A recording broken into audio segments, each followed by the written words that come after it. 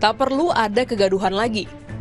Pimpinan DPR menyatakan revisi undang-undang tentang Mahkamah Konstitusi bukanlah agenda baru yang muncul setelah putusan MK soal pemisahan pemilu. Undang-Undang Nomor 24 Tahun 2003 tentang Mahkamah Konstitusi sebenarnya sudah 3 kali diubah. Revisi terakhir terjadi sekitar 5 tahun lalu melalui Undang-Undang Nomor 7 Tahun 2020 tentang perubahan ketiga atas Undang-Undang MK. Tahun lalu, DPR bersama pemerintah kembali membahas revisi Undang-Undang MK yang diduga oleh berbagai kalangan untuk melemahkan lembaga penjaga konstitusi tersebut. Namun, hingga akhir masa tugas Wakil Rakyat periode 2019 hingga 2024, rencana revisi itu belum disepakati. Sidang paripurna DPR yang dipimpin Ketua Puan Maharani menyepakati melimpahkan pembahasan revisi Undang-Undang MK serta rancangan Undang-Undang Perlindungan Pekerja Rumah Tangga kepada DPR periode 2024 hingga 2029. Namun, revisi Undang-Undang MK itu tak perlu dibahas ulang, tetapi langsung pengambilan keputusan persetujuan pengesahan menjadi undang-undang.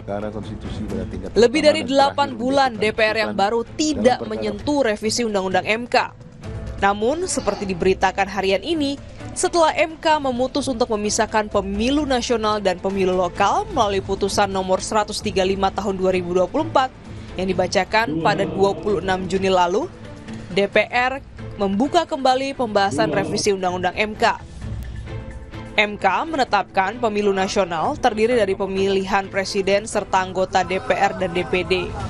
Pemilu lokal meliputi pemilihan anggota DPRD provinsi dan kota atau kabupaten, serta pemilu kepala daerah. Sejumlah anggota dewan dan pimpinan partai politik keberatan dengan putusan MK itu. MK dalam putusannya menyatakan pemilu nasional digelar lebih dulu. Pemilu lokal digelar paling singkat 2 tahun dan paling lama 2,5 tahun setelah pelantikan presiden atau wakil presiden atau pelantikan anggota DPR DPD.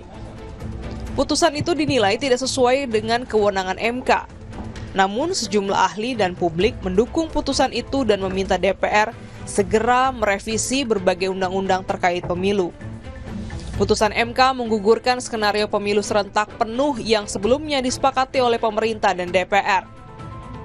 Momentum memunculkan revisi Undang-Undang MK kembali tidaklah tepat karena berpotensi memunculkan kegaduhan antar lembaga negara dan masyarakat. Terkesan DPR dan pemerintah tidak bisa menerima putusan MK terkait pemisahan pemilu. MK adalah benteng terakhir penjaga konstitusi.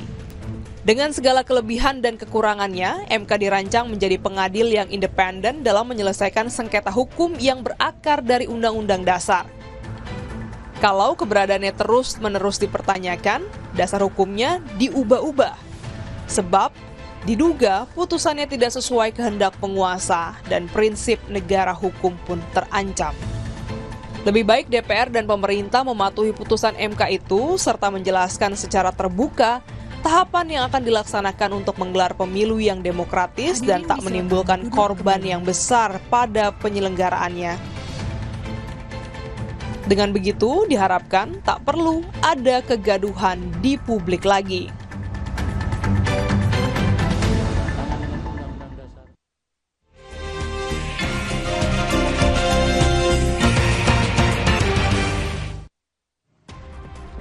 Saudara, kita masuk ke segmen Ulas Kompas. Kita akan mengulas harian Kompas pada Kamis 10 Juli 2025 atau hari ini.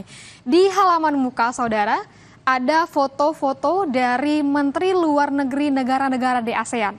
Dari kiri ke kanan, saudara, ada Menteri Luar Negeri Timor Leste Bendito dos Santos Freitas, Menlu Laos Tong Syavan Phnom Vihane, dan juga ada Menlu Indonesia Sugiono, Menlu Kamboja Prak Sokhon, dan juga Perdana Menteri Malaysia Anwar Ibrahim dan Menlu Brunei Erywan Yusof. Yang dimana ini foto ini memperlihatkan para menteri luar negeri ini bertepuk tangan seusai berfoto bersama dalam upacara pembukaan pertemuan ke-58 Menteri Luar Negeri Perhimpunan Bangsa-Bangsa Asia Tenggara dan pertemuan-pertemuan terkait lainnya di Kuala Lumpur, Malaysia pada Rabu kemarin. Nah, kita bergeser di tengah, saudara, ini ada terkait dengan momentum ASEAN perkuat perdagangan di kawasan.